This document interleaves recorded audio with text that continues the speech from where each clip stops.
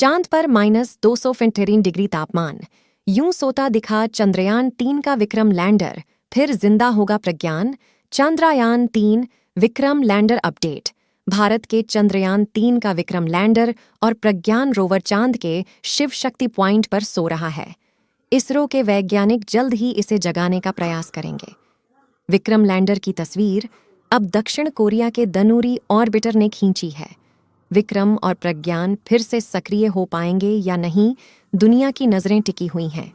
Soul, चांद के दक्षिण ध्रुव पर स्थित शिव शक्ति पॉइंट की सतह पर सो रहे भारत के चंद्रयान-3 के विक्रम लैंडर की एक नई तस्वीर सामने आई है। चंद्रयान-3 के विक्रम लैंडर की तस्वीर को दक्षिण कोरिया के दनूरी ऑर्बिटर ने खींची है। विक्रम लैंडर इस तस्वीर में एक छोटे से बिंदु की तरह से दिखाई दे रहा है। दक्षिण कोरिया के पाथफाइंडर लूनर ऑर्बिटर को आधिकारिक रूप से दनूरी के नाम से जाना जाता है। ये पृथ्वी के बाहर दक्षिण कोरिया का पहला स्पेस मिशन है। इस ऑर्बिटर को 4 अगस्त 2022 को एलन मस्क के रॉकेट से भेजा गया था।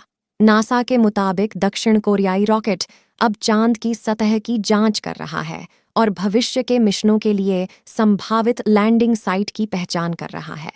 इस दक्षिण कोरियाई ऑर्बिटर दनूरी से जो डेटा इकट्ठा किया जा रहा है, वह नासा के आर्टेमिस मिशन की योजना बनाने में मदद देगा। नासा इस मिशन के जरिए इंसानों को चांद पर भेजने जा रही है। नासा का इरादा चांद पर बर्फ की खोज करना और वहां बस्तियां बसाने के लिए संभावना की तलाश करना है। दनूरी ऑर्बिटर ने भारत के चंद्रयान-3 के विक्रम लैंडर की तस्वीर खींची है। चांद पर रात हो जाने की वजह से घुप अंधेरे में विक्रम लैंडर खामोश पड़ा है। इसरो के वैज्ञानिकों समेत दुनिया को उम्मीद है कि चांद पर दिन शुरू होने के बाद एक बार फिर से चंद्रयान-3 को जगाया जा सकेगा। इसरो वैज्ञानिक इसे जल्द ही जगाने का प्रयास करेंगे। इस समय चांद पर तापमान -253 डिग्री सेल्सियस तक पहुंच गया है। न तो विक्रम लैंडर और न ही प्रज्ञान रोवर में चांद पर बचे रहने के लिए जरूरी हीटर नहीं लगे हैं, जिससे उन्हें कड़ाके की ठंड झेलनी पड़ रही है। ये हीटर अंदर गर्मी देते रहते हैं ताकि उसमें लगे हार्डवेयर काम करते रहें। इसके लिए वे प्लूटोनियम या पोलोनियम का इस्तेमाल करते हैं। इससे किसी स्पेसक्राफ्ट का हार्डवेयर बचा रहता है और वह भीषण ठंड में भी बचा रहता है। वैज्ञानिकों के मुताबिक इस हीटर के बिना विक्रम लैंडर के बचे रहने की संभावना अब केवल भाग्य पर निर्भर करेगी। इससे पहले लूनोखोद 1 रोवर 10 महीने तक चांद पर सक्रिय रहा था और उसने 10 किमी तक की यात्रा भी की थी। वह सोलर ऊर्जा से चलता था। उसे पोलोनियम 210 रेडियो आइसोटॉप हीटर की मदद से रात में भी ऊर्जा की सप्लाई होती थी। प्रज्ञान के जिंदा होने पर क्या बोले इसरो वैज्ञानिक? चीन के रोवर चांग-ई 3 पर भी इसी तरह का हीटर लगा हुआ है। सोने से पहले चंद्रयान-3 के रोवर प्रज्ञान की बैटरी पूरी तरह से चार्ज थी।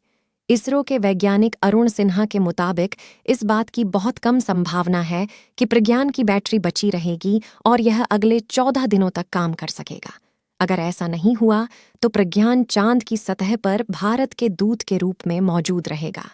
नासा को मिली दूसरी पृथ्वी, पानी से भरा है समुद्र, जीवन के भी मिले संकेत। जानिए इस रहस्य के बारे में। NASA web planet. नासा के वेब टेलीस्कोप ने एक ऐसे ग्रह का पता लगाया है जिस पर मीथेन गैस के अलावा कार्बन डाइऑक्साइड भी मिली है। माना जा रहा है कि इस खोज के बाद इस ग्रह पर भी जीवन हो सकता है। नासा ने यह खासा जानकारी दी है। नासा के वैज्ञानिकों ने कई प्रकाश वर्ष दूर एक विशाल एक्सोप्लैनेट पर एक महासागर के होने का ऐलान किया है। उनकी माने तो इसके साथ ही इस ग्रह पर संभावित जीवन की तरफ इशारा करने वाला एक रसायन भी मिला है। यह खोज नासा के जेम्स वेब टेलीस्कोप की तरफ से की गई है। नासा की माने तो जो एक्सोप्लैनेट मिला है वह पृथ्वी से 8.6 गुना बड़ा है। साथ ही एजेंसी को K2-18b ग्रह के वातावरण की नई जांच में मीथेन और कार्बन डाइऑक्साइड समेत कार्बन के प्रभाव वाले अणुओं की उपस्थिति का भी पता चला है। कैसे मिली जानकारी? जेम्स वेब की खोज हाल के अध्ययनों से जुड़ती है, जो बताती है कि K2-18b एक हाईसीन एक्सोप्लैनेट हो सकता है, जिसमें हाइड्रोजन समृद्ध वातावरण और महासागर से ढंके होने की संभावना है। नासा ने अपनी वेबसाइट पर लिखा है कि इस रहने योग्य क्षेत्र वाले एक्सोप्लैनेट के वायुमंडलीय गुणों के बारे में पहली जानकारी नासा के हबल स्पेस टेलीस्कोप से मिली है। इस नई तलाश ने आगे की रिसर्च के लिए वैज्ञानिकों को प्रेरित किया। नासा की माने तो इस खोज ने सिस्टम के बारे में उनकी समझ को ही बदल कर रख दिया है। क्या सोचते हैं वैज्ञानिक कैम्ब्रिज विश्वविद्यालय के खगोल शास्त्री और इन नतीजों के बारे में बताने वाले लीड ऑथर निक्कू मधुसूदन ने बताया, परंपरागत रूप से एक्सोप्लैनेट पर जीवन की खोज मुख्य रूप से छोटे चट्टानी ग्रहों पर केंद्रित रही है, लेकिन बड़े हाइसीन दुनिया वायुमंडलीय धारणा के लिए काफी अनुकूल हैं। मीथेन और कार्बन डाइऑक्साइड का होना और अमोनिया की कमी इसी परिकल्पना का समर्थन करती है कि K2-18b में हाइड्रोजन लैस वातावरण के नीचे एक महासागर हो सकता है। दोस्तों, आज के लिए इतना ही। अगर आपको इस वीडियो से थोड़ा सा भी नॉलेज मिला है तो वीडियो को लाइक कर दीजिए, और इस चैनल पर आप पहली बार आए तो चैनल को ज़रूर सब्सक्राइब कर लीजिए ताकि हर नए वीडियो का नोटिफिकेशन आप तक सबसे पहले पहुंच सके। और इसरो के लिए कमेंट में जय हिंद जय इसरो लिखें।